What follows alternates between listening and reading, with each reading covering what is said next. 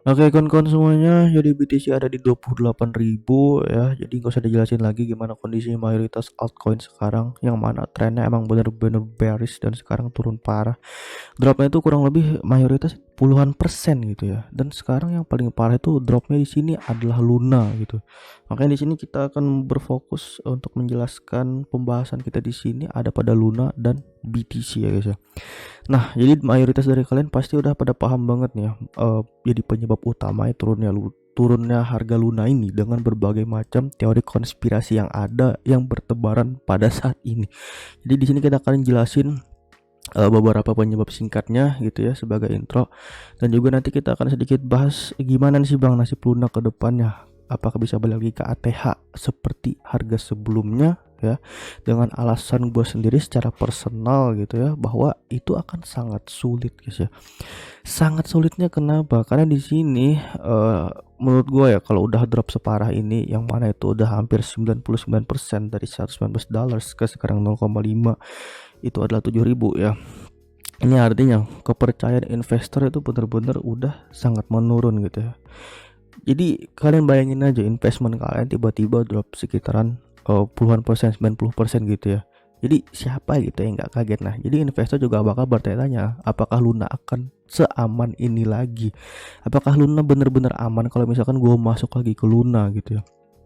Nah, jadi itu yang jadi pertanyaan. Jadi brandingnya Luna ini bisa dibilang udah hancur gitu di mata para investornya ya. Jadi akan sangat sulit gitu. Misalkan dia bisa mencapai ATH-nya ke berapa tadi, $119 itu membutuhkan ribuan persen gitu ya. Bahkan kalau mau misalkan ke $20 itu menurut gua agak sulit untuk di masa sekarang ya. Butuh banyak waktu untuk recover agar dia bisa membalikkan namanya, agar bisa baik lagi dari Luna ini. Karena kasus ini pasti akan selalu diingat gitu ya sepanjang masa ya, untuk kasus di spot terbesar, dam terbesar ya.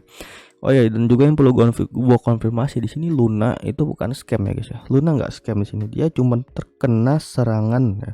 Dia kena serangan sama institusi bukan institusi ya, kayak ama musuhnya sendiri lah ya gitu.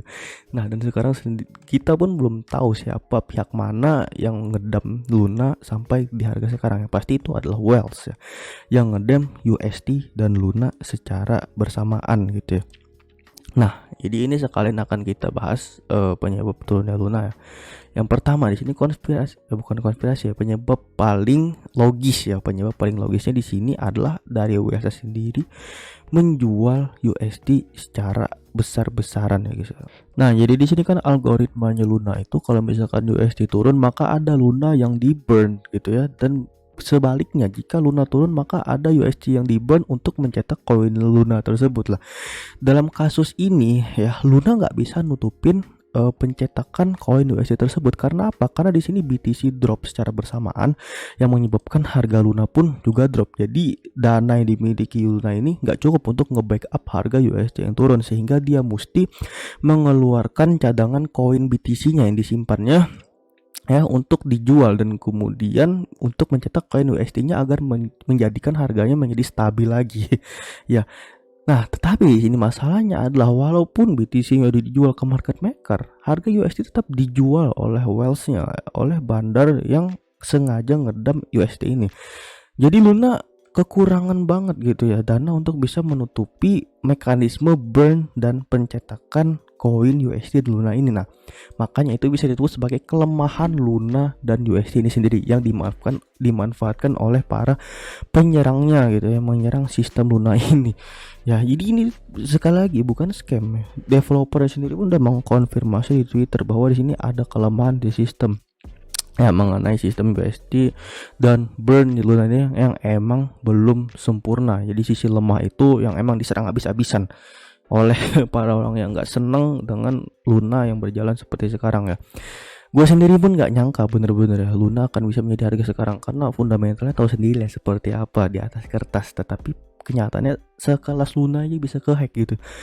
Bisa bukan kehack, sekelas Luna aja bisa dimanfaatkan sisi lemahnya sebegini besarnya. Gimana dengan koin yang lain gitu guys ya. Nah, Itu adalah penyebab utama. Jadi penyebab kedua di sini ada teori konspirasi yang mengatakan bahwa Dukwon ini sengaja nurunin harga Luna karena dia tahu bahwa BTC akan drop dan kemudian Luna juga pasti akan hilang nantinya.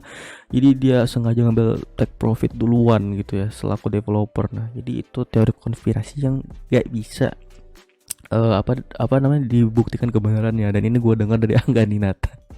Ya, jadi ada dua teori tersebut yang apa namanya menyebar di kalangan para holdersnya Luna. Nah, terus di sini USD masih di 0,54 dolar ya. Jadi fokus dari Dukwon sendiri masih untuk mengembalikan USD ke harga 1 dolar. Ya, USD sih menurut gua gimana ya? Balik ke 1 dolar pun agak sulit ya. USD kan tahu sendiri, USD 1 USD sama dengan 1 USDT ya, 1 USD 1 US dollars itu pun sulit ya, gimana untuk kembalikan harga Luna. Nah, jadi untuk USD bisa balik ke 1 dolar aja itu gua ragu, apalagi lunanya ya guys ya. Gitu ya. Jadi gua rasa cukup memberikan sedikit penjelasan gitu ya pada kalian untuk kondisi Luna dan USD sekarang emang terpuruk banget bisa gue bilang ya. Nah, jadi ya gimana ya, jadi pelajaran terbaik lah buat para holders agar selalu memakai yang namanya stop loss di market. Karena kasus seperti ini tuh nggak ada yang tahu ya, nggak ada yang benar-benar tahu persis bakalan kejadian kayak gini. Jadi upaya preventif menggunakan stop loss itu sangat perlu gitu ya. Jadi itu untuk buat Luna dan USD. Selanjutnya di sini kita akan melihat BTC guys ya. Nah, jadi BTC di sini double top ya, pola double top emang bener-bener real, bener-bener nyata ini top 1 top 2 dan sekarang pun ada di neckline ya. Kalau di weekly itu udah tembus neckline-nya ada di 32.000 ya. Kalau di time frame daily itu belum tembus ya, karena support kuat di daily itu ada di 28.000 di sini guys. 1 2 baru 2 rejection yang kita dapat di level tersebut. Nah, sedangkan di weekly udah jebol. Nah, jadi kalau kalian yang nyimak di grup di sini kita bilang kan bahwa support kode BTC ada di 19.000 yang mana itu adalah ATH tahun 2017 di sini, guys. Nah, di sini. Jadi emang itu cukup dalam sebenarnya. Jadi gua nggak bilang dia bakal nyentuh ke 19.000 secara langsung ya. Kita hanya bilang bahwa di sini ada support ATH loh di 19.000 dan di 13.000. Tepatnya di 12.400 ya. Nah, jadi di sini jika level neckline ini nggak bisa nahan, maka berpotensi besar gitu bakal ada 2017 bisa terjadi terulang lagi gitu ya. Kita realistis aja guys ya, di market crypto sangat volatile seperti ini. BTC aja itu sendiri sempat drop 80% 2017 2018 ya.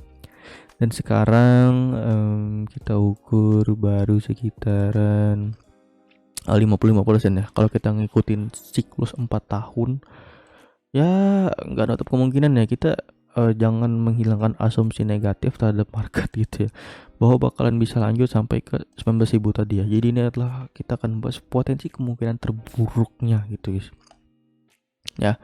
Jadi 19.000 ini menurut gua adalah 19 sampai 12.000 ini adalah potensi terburuknya BTC dalam tahun ini ya. Terus kalau di daily guys, di sini kemarin kan kita ada bear flag. Nah, ini valid bener bear flag ya. Pola pelanjutan penurunan di sini ya. Nah, jadi di sini guys kita belum ngelihat ada tanda-tanda reverse atau pembalikan arah gitu ya. Karena secara candlenya juga masih tebel merahnya, didukung dengan volume merah ya, merona sekali, tinggi sekali di sini. Ya, volume itu mirip-mirip kayak pas Desember kemarin ya. Nah, jadi minimal kalau dia mau recover lagi tuh mesti sideways dulu lah kayak pattern sebelumnya dan ngebentuk pola gitu, entah itu apa namanya rising wedge, falling wedge, broadening pattern ya kayak sebelumnya ini. Selalu aja ini setelah dia turun sideways. Ya, di sini juga setelah dia turun dia ngebentuk bear flag ya. Jadi kita masih menunggu pattern dari BTC selanjutnya ya. Jadi kita masih akan wait and see dulu guys ya. Selain itu kalau dari itu apa namanya dari elliott wave di sini koreksi wave. Nah, di sini ada wave A, ada wave B, ada wave C ya. Jadi ya kita akan mencari reversal di sekitaran wave C yang mana itu ada di 28.000 dan di antara 19.000 ya. Jadi di sekarang gue bisa bilang untuk wave C sendiri belum kelar ya. belum kelar karena dia masih belum jatuh ke dasarnya. Maksudnya dari price action itu belum membentuk pola reversal. Jadi ini kurang lebih masih akan berlanjut guys ya. Ada BTCD ya yang mana di 43% ya, yang mana nggak terlihat baik ya. Karena tiang hijau BTCD itu berarti suatu musibah bagi para retail spot ya.